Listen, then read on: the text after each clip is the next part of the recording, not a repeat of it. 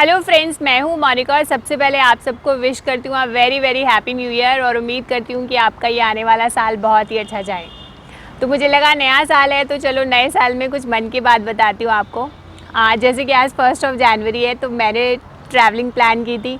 मुझे लगा अब सिचुएशन काफ़ी ज़्यादा अच्छी हो गई है तो चलो अब मैं 1 जनवरी को घूमने के लिए जाती हूँ।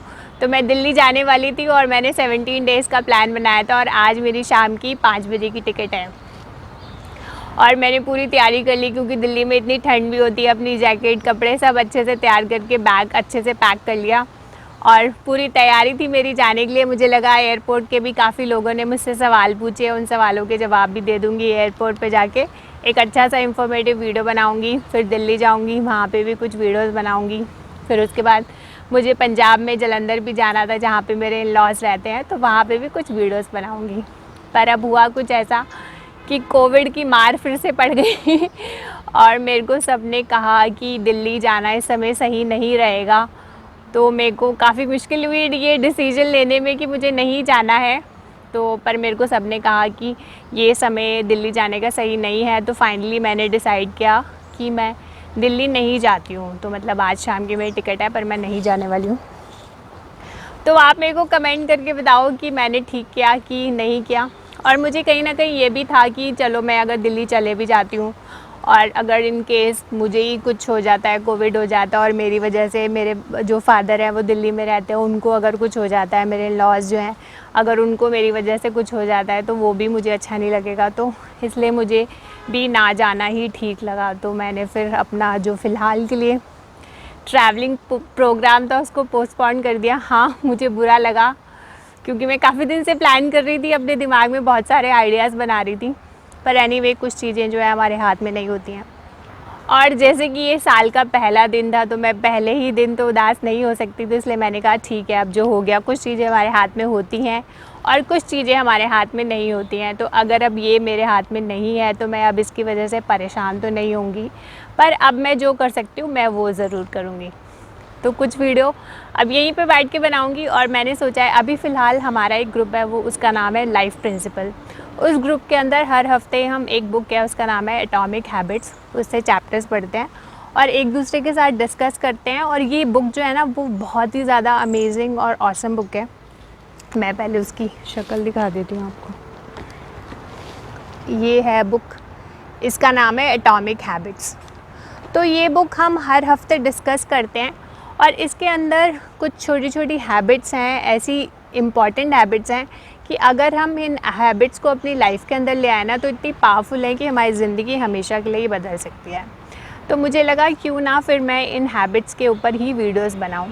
तो मैंने यही सोचा है कि मैं आने वाले साल में इसके अंदर 21 चैप्टर्स हैं, देखती हूँ कि हर एक चैप्टर का एक वीडियो बनता है कि एक चैप्टर में एक से ज़्यादा वीडियो बनता है। तो मैं कोशिश करूँगी कि हर मंडे को मैं वो वीडियो डालूँ, पर इस चैनल पे नहीं। मेरा एक दूसरा चैनल है जहाँ पे जिसका नाम है मोनिका जोसन लाइफ लेसन्स, जिसमें मैं ये वीडियोस डालूँगी, जिसमें इस बुक के अंदर 21 चैप्टर्स हैं। तो जो मतलब क्योंकि मेरे ये टैलेंट तो है कि मैं चीज़ों को अच्छे से एक्सप्लेन कर पाती हूँ। तो अगर किसी को बुक्स नहीं समझ आती हैं उतने से, या फिर किसी के पास उतना टाइम नहीं है, या फिर किसी को इंग्लिश पढ़ने में थोड़ी मुश्किल होती है, तो मुझे लगा कि काफ़ी लोगों को बुक्स का मतलब अपनी लाइफ में कुछ चेंजेस लाने का शौक़ होता है, पर वो समय के कारण या फिर उनके पास टाइम नहीं है, इसके कारण वो टाइम नहीं निकाल पाते हैं। तो क्यों ना मैं फिर इस चीज़ को यूज़ करूं और आप सबके साथ वो बुक शेयर करूं।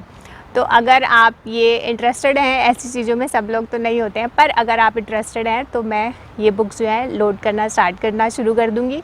और अगर आप चाहते हैं कि मैं फ़र्स्ट टाइम उसका लिंक इस चैनल पे भी शेयर करूं तो ज़रूर कमेंट करके नीचे लिख दीजिएगा कि प्लीज़ शेयर द लिंक, तो मैं यहाँ पे भी लिंक शेयर कर दूँगी। वैसे तो हमेशा ही हमें लर्न करते रहना चाहिए, पर जब भी कोई ओकेज़न होती है या फिर कुछ नया होता है तो मोटिवेशन थोड़ी सी ज़्यादा हाई हो जाती है। तो ऐसे ही होता है नया साल, बहुत सारे लोग रेजोल्यूशंस बनाते हैं, बहुत सारे लोग उनको फॉलो नहीं भी करते हैं, पर हाँ हमेशा कोशिश तो करते ही रहने चाहिए। तो मेरे इस साल के रेजोल्यूशन है, एक तो हमेशा खुश रहना, मतलब जैसी भी सिचुएशन हो उसमें खुश रहो। और मतलब जैसे कुछ चीज़ें होती हैं वो हमारे कंट्रोल में होती हैं, कुछ चीज़ें होती हैं वो हमारे कंट्रोल में नहीं होती हैं।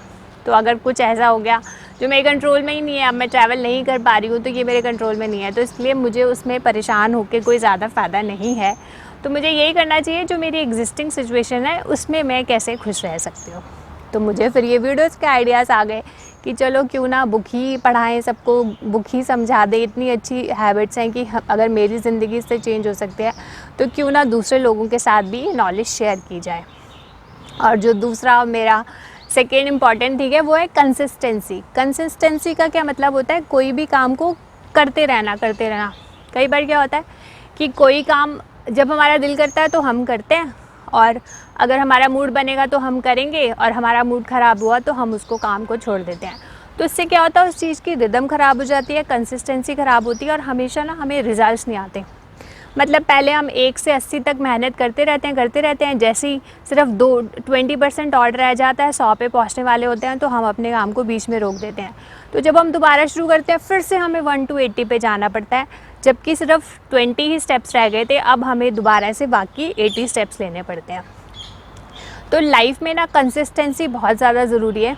तो मेरे तो इस साल के ये 2 सबसे बड़ी रेजोल्यूशन है कि हमेशा खुश रहो और साथ में कंसिस्टेंट रहो। मतलब जो भी काम शुरू करना है ना, अपने मन के हिसाब से नहीं करना। अगर वो करना है तो करना ही है, चाहे हमारा दिल करा है या फिर नहीं करना। मतलब तो जब क्या होता है, जब हम ऐसे करते रहते हैं तो हमें रियलाइज़ ही नहीं होता कि हम कहाँ से कहाँ तक पहुँच गए हैं। तो आपने क्या इस साल के रेजोल्यूशंस बनाए हैं, या फिर आपने क्या सोचा है, आपने अपने लिए क्या गोल सेट किया है, ज़रूर मुझे नीचे कमेंट करके बताइएगा। तो मुझे लगा कि ये मन की बात मुझे आप लोगों के साथ ज़रूर शेयर करनी चाहिए, तो इसलिए मैंने आप लोगों के साथ ये शेयर किया। तो दोस्तों, once again wish you a very happy new year, और उम्मीद करती हूँ कि आपका आने वाला साल जो है आपके लिए बहुत ही अच्छा रहे। तब तक के लिए नमस्कार दोस्तों, मैं हूँ Monika. Wish you all health and happiness. Take care, bye, thank you.